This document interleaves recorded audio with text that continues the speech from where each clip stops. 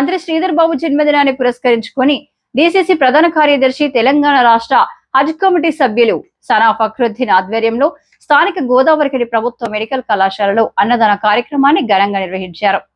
ఈ సందర్భంగా వందలాది మంది నిరుపేదలు, రోగుల సహాయకులు, ఆసుపత్రికి వచ్చిన ప్రజలకు భోజనాలను అందజేశారు.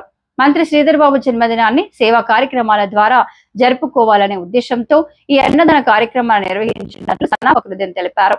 ప్రజలకు అండగా నిలుస్తూ సేవా కార్యక్రమాలను నిరంతరం కొనసాగిస్తామని చెప్పారు. మంత్రి శ్రీధర్ బాబు అష్టైశ్వర్యాలతో ఆయురారోగ్యాలతో వర్ధిల్లుతూ మరింత ఉన్నతమైన పదవులు అధిరోహించి మన ప్రాంతానికి మరింత సేవలు అందించాలని ఆకాంక్షించారు.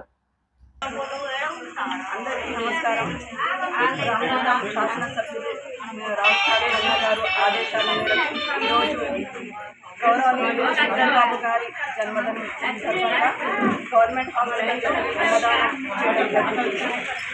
గౌరవనీయులు శ్రీధర్ బాబు గారు ఐటీ శాఖ మంత్రివర్యులు, పరిశ్రమ శాఖ మంత్రివర్యులు మరియు తన జన్మదినం సందర్భంగా ఈ శుభకార్యం, మంచి కార్యము, అన్నదానం అనే కార్యము చేపట్టడం జరిగింది. అందరూ అన్నం తినేసి అందరూ శ్రీధర్ బాబు గారికి ఆశీస్సులు అందియాలనేసి మరియు శ్రీధర్ బాబు గారు ఆరోగ్యాలతో, సుఖ సంతోషాలతో, మంచి ఆరోగ్యంతో ఉండాలనేసి ఆయన ఆదర్శప్రాయుడు, ఆయన